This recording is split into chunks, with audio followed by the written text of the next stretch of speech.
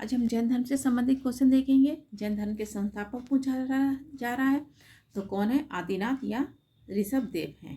तो आंसर इसका क्या हो जाएगा? डी हो जाएगा। ऋषभदेव के बारे में और याद रखेंगे, ठीक है। इनका प्रतीक चिन्ह क्या है? बैल है। इनका जन्म कहाँ हुआ था? अयोध्या में इनका जन्म हुआ था, ठीक है। जन्म कहाँ हो रहा है? अयोध्या में हो रहा है। और ऋग्वेद में भी इसका उल्लेख मिलता है ऋषभदेव का।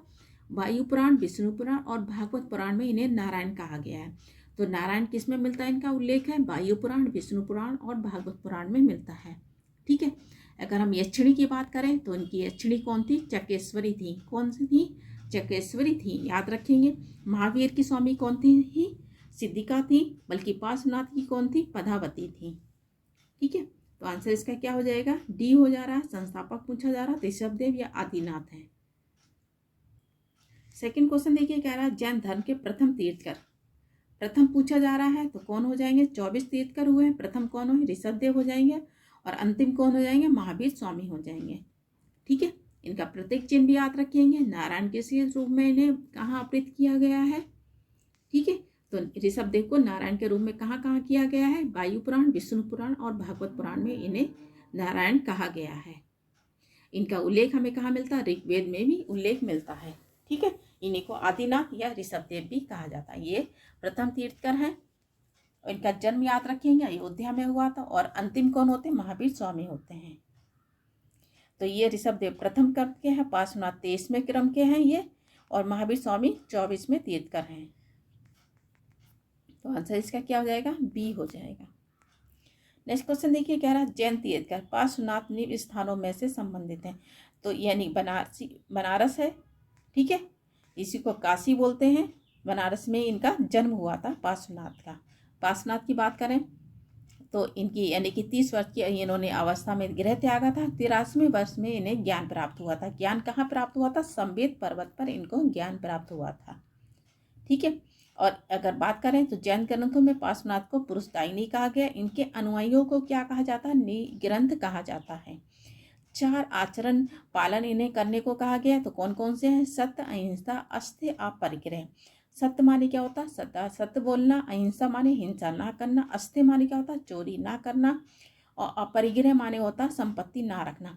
और 5वां कौन जोड़ते हैं? महावीर स्वामी। कौन सा जोड़ते हैं? ब्रह्मचर्य जोड़ते हैं, ठीक है, ठीक है। तो आंसर क्या हो जाएगा? आंसर इसका ए हो जाएगा। पार्श्वनाथ का जन्म कहाँ हो रहा? बनारस या काशी में इनका जन्म होता है। किस क्रम के हैं? ये 23वें क्रम के हैं।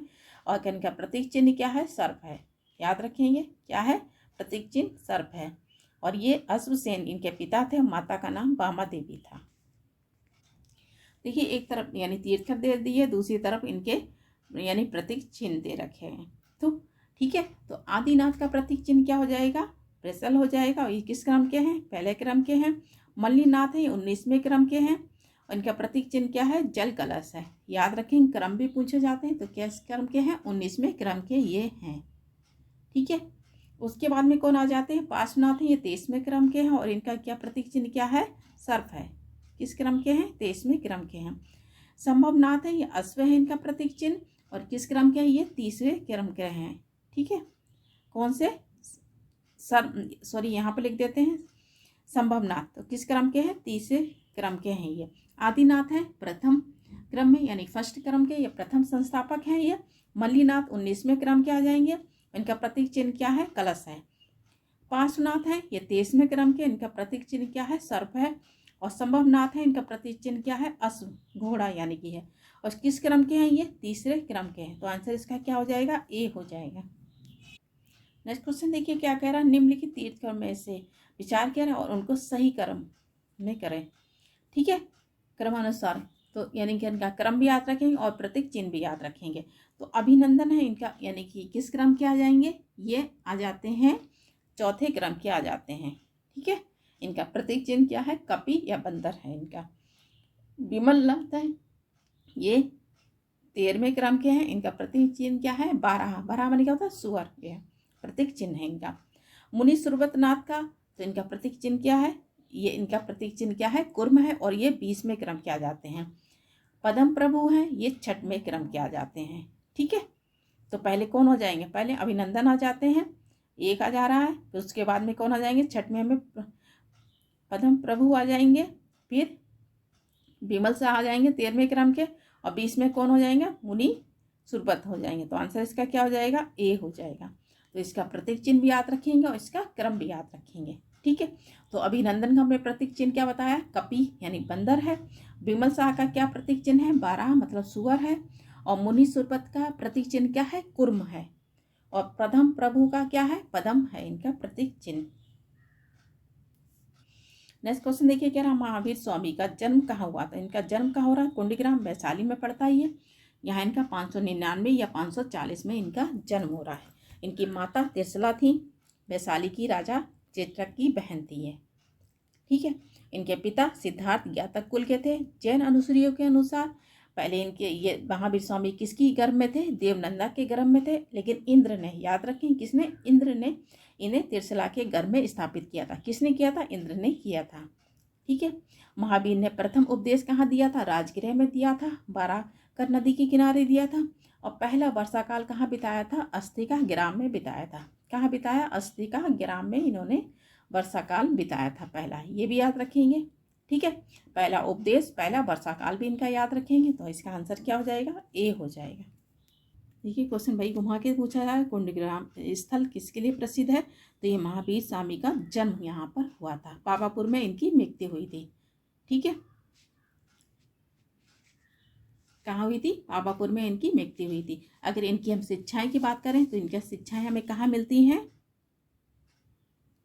नाया धम्म कहा में इनकी शिक्षाएं हमें मिलती हैं। ठीक है, शिक्षाएं इनकी संकलित हैं। तो महावीर की शिक्षाएं कहाँ संकलित है, नाया धाम कहा में इनकी शिक्षाएं संकलित हैं। ठीक है, अगर पूछा जाएगा महावीर और मखली गोसाल की मुलाकात कहाँ हुई थी, ये नालंदा में हुई थी। बाद में इनका विवाद हो जाता है, तो ये किस सूत्र में मिलता है, तो ये भगवती सूत्र में इसका उल्लेख है कि महावीर स्वामी और मखली गोसाल का विवाद हुआ था। किस में मिलता है, भगवती सूत्र में मिलता है। और ये पहली बार इनकी मुलाकात कहाँ होती है, नालंदा में होती है। 12 वर्ष की कठोर तपस्या करते हैं, तो इसका यानी कि उल्लेख कहाँ मिलता है, तो आचार्यार्घ्य सूत्र में मिलता है। ठीक है, तो ये भी याद रखेंगे। तो इनकी मृत्यु कहाँ हुई, पावा में हुई थी। इनकी कितनी वर्ष की अवस्था में हुई थी, इनकी 72 वर्ष की अवस्था में इनकी मृत्यु हुई थी। कहाँ हुई थी, पावा में हुई। और ये मल्लों की राजधानी थी उस समय।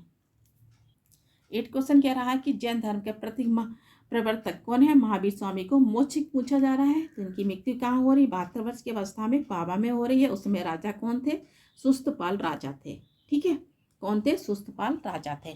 महावीर को ज्ञान प्राप्ति के 12वें वर्ष बाद इनका मतभेद किससे हो जाता है, उनके दामाद जमाली से हो जाता है। और दूसरा मतभेद किससे होता है, तिसपुस से होता है। 2 लोगों से होता है, एक जमालिल और दूसरे कौन होते हैं, तिस गुप्त होते हैं। ठीक है, इनके 11 गणधर होते हैं, जिसमें से 9 की मृत्यु हो जाती है, 2 शेष बचते हैं। कौन कौन से होते हैं, इंद्रभूति होती है और सुधर्मन, जो आगे चल के संघ का अध्यक्ष बनता है।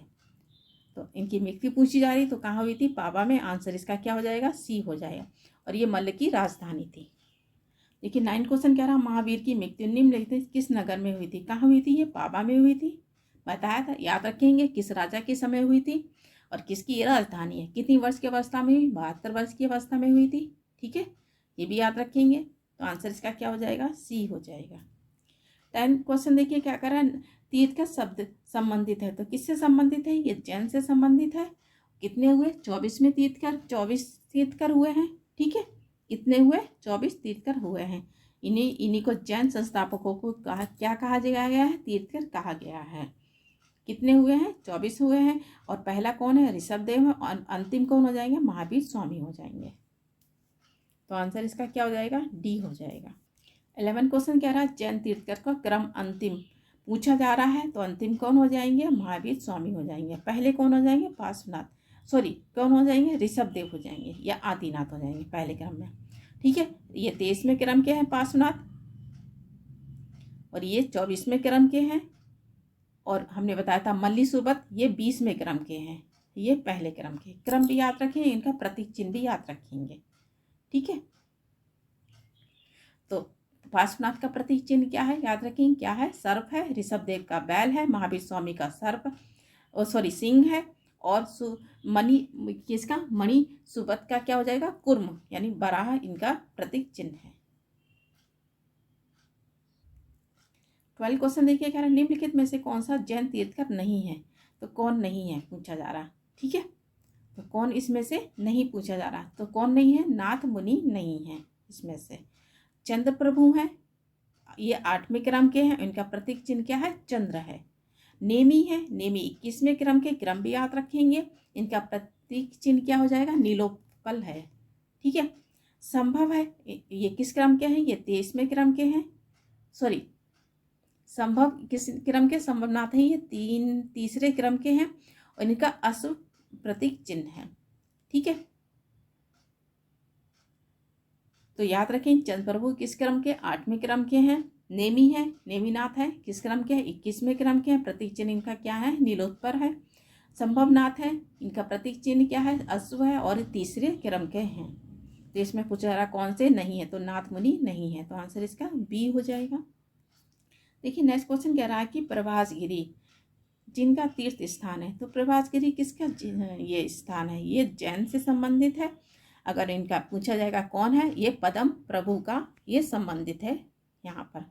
ठीक है, तो ये तीर्थ का किससे संबंधित है, ये पद्म प्रभु से संबंधित है ये स्थान।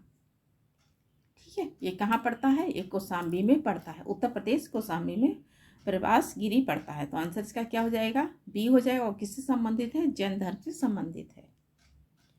14 देखिए कह रहा है जैन धर्म में पूर्ण ज्ञान का क्या शब्द है, तो पूर्ण ज्ञान का क्या शब्द होता है, अर्थ, इसका अर्थ हो जाता है कैवल्य हो जाएगा। क्या हो जाएगा, कैवल्य हो जाएगा।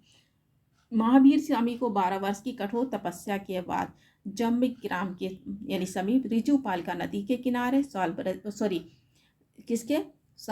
वृक्ष के नीचे इन्हें केवल ज्ञान प्राप्त हुआ था। ठीक है, तो आंसर इसका क्या हो जाएगा, सी हो जाएगा। 15 देखिए कह रहा है महावीर स्वामी को किस नदी के ज्ञान प्राप्त हुआ था, तो किस नदी किनारे हुआ, ये ऋजुपालिका नदी के किनारे इनको ज्ञान प्राप्त हुआ।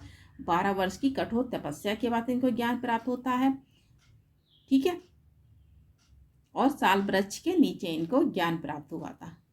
किसके नीचे भी हुआ था, साल वृक्ष भी याद रखेंगे, किसके नीचे इनको ज्ञान प्राप्त हुआ था। और नदी कौन सी, ऋजुपालिका नदी है। तो आंसर इसका क्या हो जाएगा, डी हो जाएगा। आज इतनी क्वेश्चन रखते हैं, धन्यवाद।